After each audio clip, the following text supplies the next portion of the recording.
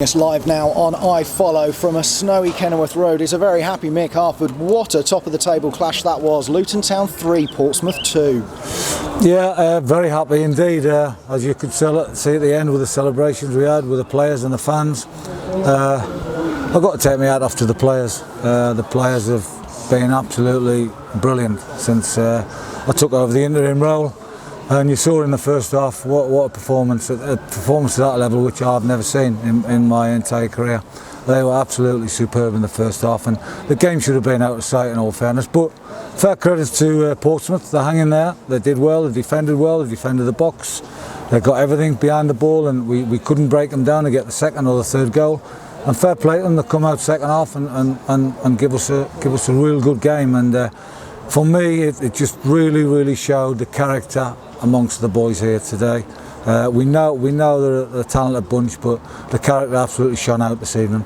I mean, that first 45 minutes, probably some of the best we've ever seen here at Kenilworth Road. For a team that were in second place behind Luton, that had a comfortable first half performance, wasn't it? Yeah, on a tricky pitch, on a strange evening where it was snowing and all that, you know, and it wasn't easy to play that style of football, but the lads just got on with it, they adapted, they found the spaces, they got in great positions, and I mean, it could have been any scoreline, and the opposition wouldn't have been against that, you know, in terms of how we played and what we did. But 1-0 up at half time, and we didn't really start the second half very well. We sat a bit deep, there was a few gaps, and they exploited it. Fair play to them, and they got back in the game. And I think Shazy made a great save. I think it was, I don't know what the score was then, I think it was 1 each, and he made an unbelievable save.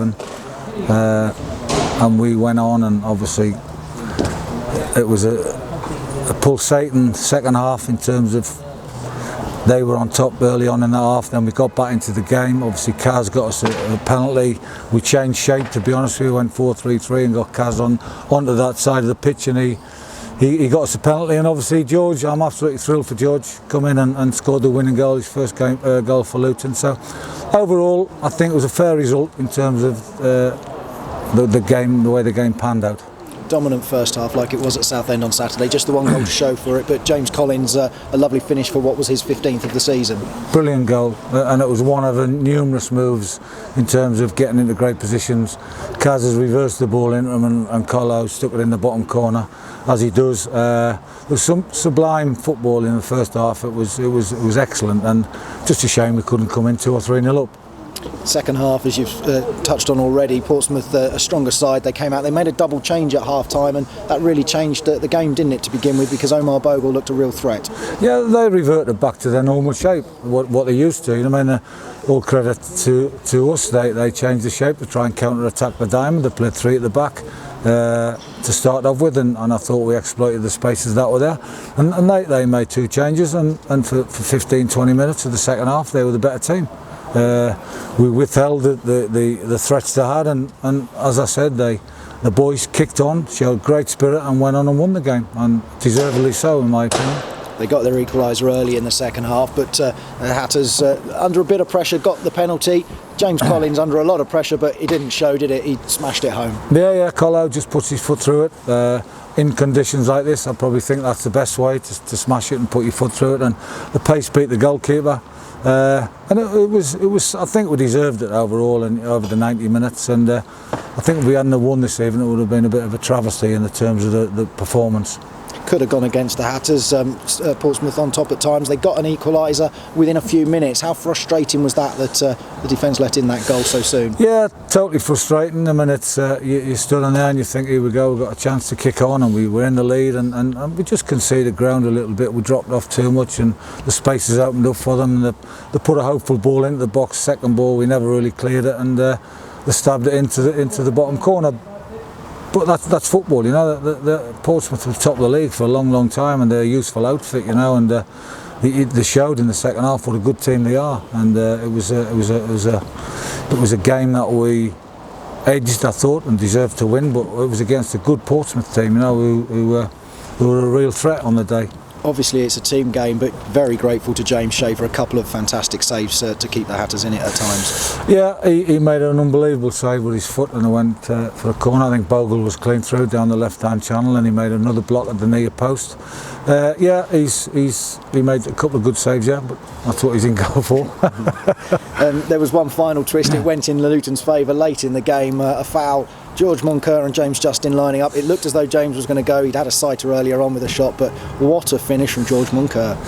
Yeah, well, absolutely thrilled for George. He's come in. He's been a real breath of fresh air. He's a live wire around the place. He's a lovely kid, and I'm just absolutely delighted for him that he's coming here. He got his first goal for Luton, and what a time to score your goal and score the winning goal and keep us top of the table. He's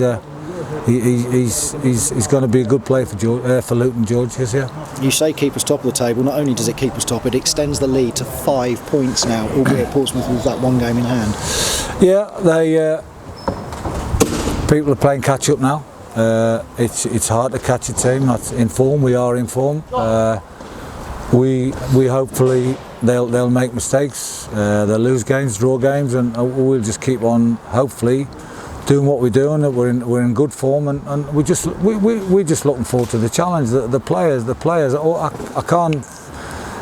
I can't give the players any more credit for what they've done and what they've carried on, and the way they play and the way they conduct themselves. They're an absolute top bunch. There's some challenges going in now on their tricky conditions, of course, and one came in on yourself, didn't it, from your captain tonight? Yeah. Well, I've just had my knee replaced actually about 3 months ago, and I thought, here we go. I thought Sonny had knocked it out. I think he deserved a red card for that, to be honest with you. He'll definitely be getting fined anyway. But I mean, joking aside, conditions not great for either side, but really the adaptation and getting used to it, Luton really did settle in, and you've got to be so proud of the way they've played tonight. And absolutely thrilled. And I think the crowd showed the appreciation when we went off at half time how good the performance was in the first half. But we did mark the cards about. I mean, it's only half time. They're going to come out, and they did. They come out all guns firing Portsmouth. But we called what they had and went on and deservedly won the game. Yeah, it was a good evening for Luton. Yeah. And now the match is out of the way. You've got a couple of days now to focus on the old transfer window. Your press conference before today said you were looking at focusing on that after today's game and what would happen.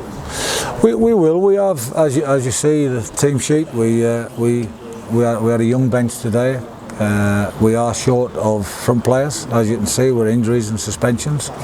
Danny's back now, which will be a massive bonus for us. But we just need to bring 1 or 2 in just to bolster the squad for what will be a really, really tough run in towards the end of the season. And you're confident of that happening before the window closes? We have, as we said. I mean, these things take a long time nowadays. Process, i.e. loans and signings, and we've got offers in, we've got bids in for players. We spoke to agents and we spoke to chief execs and MDs and that, you know. So we have got things in place, and we're hopefully it'll fall in place. And just one player going out today. He's not been involved in the squad this season, out on loan at Grimsby, but Akin sold to Norwich, so a little bit of money coming into. Yeah.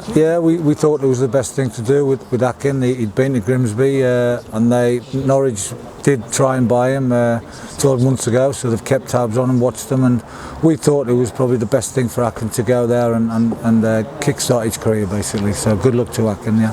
But you're hopeful that some of the bigger name players in the squad won't be heading out the door at Kenilworth Road in the next few days. Well, I'll switch my phone off, but no one's hopefully leaving here at the moment. I think it's a great place to be at the moment. And some of these players, the way they are, the way they perform, I think they want to create a bit of history, and if they can get us out of this league, it'll be massive for us, you know. Great night under the floodlights once again. Thanks very much, Mick. Thank you.